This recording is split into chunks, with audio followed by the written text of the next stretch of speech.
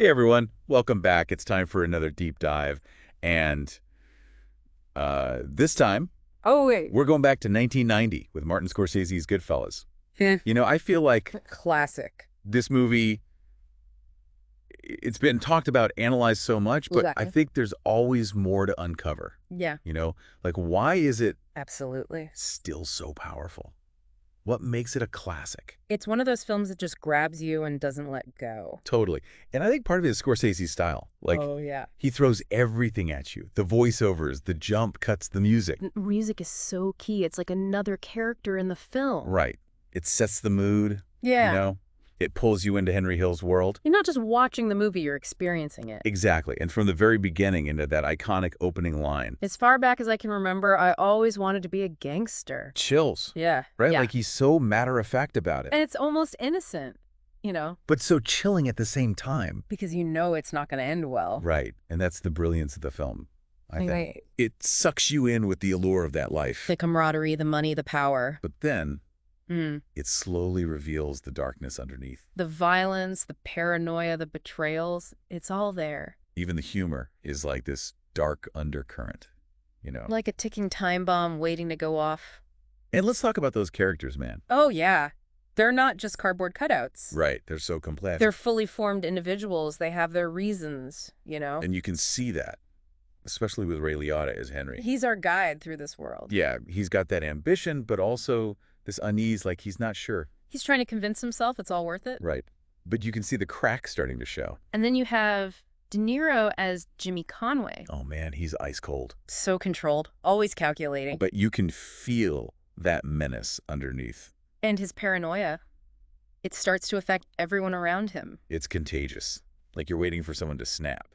Exactly. And then there's Tommy. Joe Pesci, I mean, Come on. Oscar-winning performance for a reason. He's a total wild card. Unpredictable, violent, but also Hilarious in a really messed up way.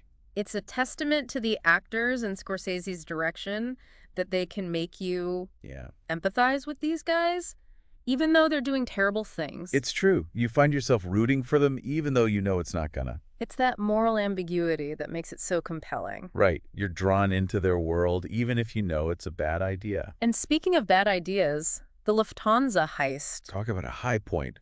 The planning, the execution. Scorsese makes you feel like you're part of the crew. And then, of course, it all goes wrong. It's like a Greek tragedy. Greed and paranoia lead to their downfall. And you see Henry start to spiral. The drugs, the breaking the rules. Say, in way over his head. And ultimately, he's the one who pays the price. It all comes back to that theme of betrayal, right? It's everywhere. Yeah. Not just Henry ratting on his friends. But the whole system is built on it. The mob betrays him just as much as he betrays them. He buys into their code of silence, their sense of loyalty. And then they discard him without a second thought. It's tragic. He wants to belong, but that world is ultimately corrupt.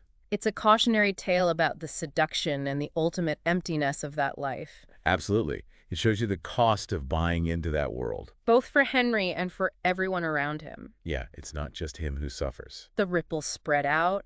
It affects his family, his friends. And that's something we'll dig into more in the next part of our deep dive. We'll look at how Scorsese uses his filmmaking techniques to really drive those themes home. Exactly.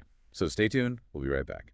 So we were talking about betrayal and the cost of that life, and I think Yeah. one of the things that really brings that home is Scorsese's direction. Oh, yeah. Like how he uses all these techniques to put you right there in Henry's head. It's so visceral. You feel the tension, the paranoia. Like that scene where he's making the spaghetti sauce. Oh, my God. With the guns and the drugs and the helicopter. Everything's happening at once. It's chaotic, but it's so perfectly controlled. Yeah. You know, It shows how his world is spinning out of control. and the music in that scene. Gimme Shelter. Perfect choice. Adds this whole other layer of anxiety. Scorsese's use of music throughout the film is just masterful. It's not just background noise. It's like another character. Totally. It underscores the emotions, the themes. It's like, It's part of the storytelling. and the visuals too. Yeah. The long tracking shots, the freeze frames. The way he breaks the fourth wall and talks right to the camera. Yeah, like he's pulling you into the story. You're not just watching it, you're experiencing it. And it's not just the flashy stuff either. Right. He's also got this incredible attention to detail. The clothes, the cars, the food. It all feels so authentic. It's like you're transported back to that time and place. And you get a glimpse into this world that most people would never see. The underbelly of society, the glamour and the ugliness. But it's not romanticized. Yeah. You see the consequences. The violence is brutal.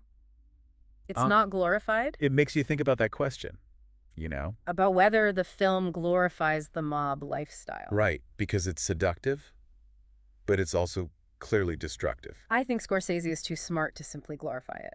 Yeah, he shows both sides, the attraction and the repulsion. He lets the audience grapple with those contradictions. It's not about telling you what to think.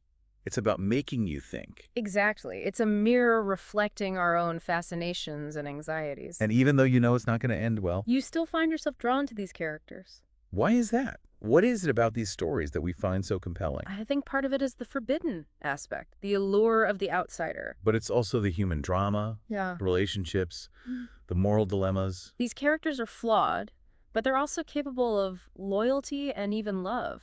It's that complexity that makes them so interesting. And there's that fascination with power, the idea of being outside the rules. It makes you question your own values, your own choices. Maybe it reminds us that we all have that darkness inside of us. Speaking of which, we haven't really talked about Karen, Henry's wife? Yeah, she's often overlooked. but she's such a crucial part of the story. She provides a different perspective on that world. She's not just a mob wife. Mm. She's a fully formed character. With her own desires and vulnerabilities. And Lorraine Bracco is fantastic in the role. You see her initial fascination with Henry's lifestyle. The excitement, the money, the sense of belonging, But then the disillusionment sets in. the fear, the isolation, Yeah. the realization that it's all a lie. She's trapped in this gilded cage. And it's heartbreaking to watch her descent. It's a reminder that the cost of that life extends beyond the individual. It affects their families, Mm. their loved ones, everyone around them. And Karen's story is a powerful example of that. Absolutely.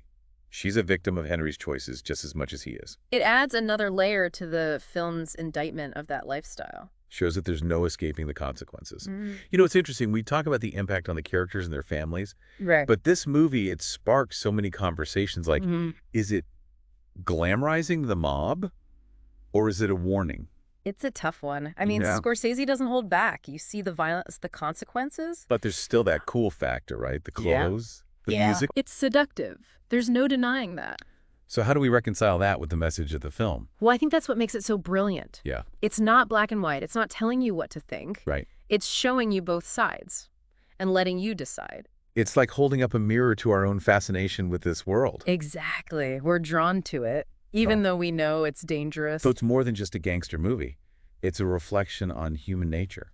It's about those gray areas, the choices we make, The compromises we're willing to make. and the price we pay for them. It's a powerful film, and it's had such a lasting impact. It's influenced so many other movies and TV shows. Even music. Yeah. You could see its fingerprints everywhere. It's become part of a cultural landscape. And I think that's why it's still so relevant today. It speaks to something universal, Mhm. something about our fascination with power and rebellion, And our desire to see those stories play out. even if we know they're not going to end well. So as we wrap up this deep dive, I keep coming back to this question. Knowing everything we know about the mob, why are we still so drawn to them? It's a mystery, right? But I think it's partly about the thrill of the unknown The allure of the forbidden, and partly about our need to understand human nature, to see how far people will go. to test the limits of good and evil, Maybe it's a reminder that we all have that potential within us. that capacity for darkness. And maybe it's a warning to be careful about the choices we make. Because sometimes there's no coming back. Goodfellas, Right. it's a classic for a reason. It stays with you. It makes you think.